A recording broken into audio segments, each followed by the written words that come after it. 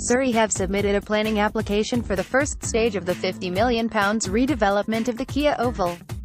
The proposals, CGI images of which were released today, would raise the capacity of the ground by 2,500 to 28,000 by April 2021 and come as the county announced record profits of £3.6 million.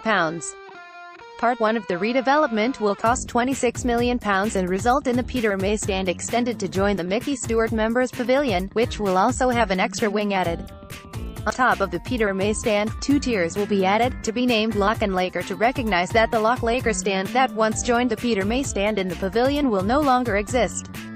There will also be further roof terracing, while a building called One Oval Square will curve the perimeter of the ground. Alistair Cook, my fears for future of Test cricket, we are really excited by this project, Richard Gould, Surrey's chief executive, told Standard Sport. We keep selling more tickets, both for Surrey's T20 cricket and when England play here, so we have a lot of demand out there and not enough seats. The natural thing is to keep growing to meet that demand. Passing by a CGI image of how the Kia Oval will look from the street once the work is complete, Surrey County Cricket Club. The hope is that the application will be approved by Lambeth Council this autumn, with work beginning a year later after a huge summer of cricket in 2019, during which the Oval will play an important part in the Ashes and the World Cup, where it will host the opening game, England v South Africa. The following summer, 2020, the ground's capacity will be reduced to 22,000, with Ireland visiting for an ODI and West Indies for a test. The Oval is also a host venue for the ECB's new concept, the 100, which is due to launch that year. Surrey's ambitious plans do not end with their capacity of 28,000 in 2021. The club hope to redevelop the Bedser stand, which sits on the Harleyford Road side of the pavilion and currently has only 1,800 seats. There is much scope for increased seating there, because it has plenty of offices and corporate sections. By the time the whole redevelopment is completed, possibly in time for the 2023 Ashes, the hope is that the ground will have a capacity deep into the 30,000s, making it the biggest cricket ground in the country. We are taking a phased approach. We don't want to extend ourselves financially, said Gould. We know that with the growth of audience that we are seeing, we need that extra capacity as soon as possible. We will move forward again as soon as we achieve sellout with the bigger crowd this creates.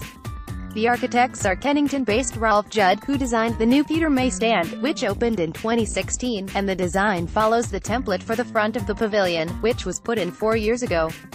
The update to the 1890s building won architectural awards and has since been listed. The redevelopment, which was revealed to the club's members, who, like local residents, have been consulted over the last year at their AGM last night, also provides Surrey with an opportunity to extend their conference and events facilities, with scope for hosting events for more than 700 guests.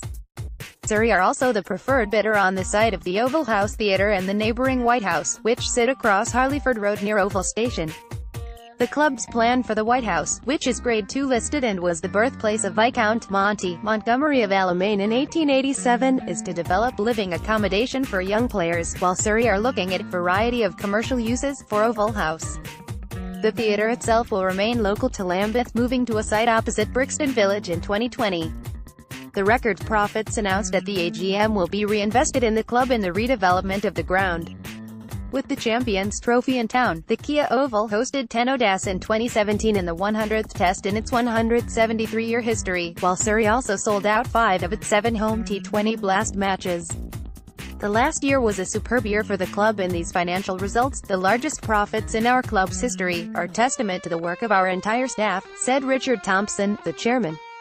Generating profits like these enable us to maintain and increase the investment in our playing squad and our work to create new generations of Surrey and England cricketers.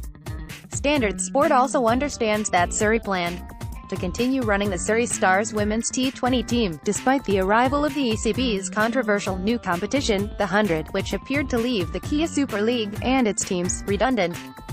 Despite not knowing what competition the team will play in, Surrey plan to run the Stars program in line with the men's team.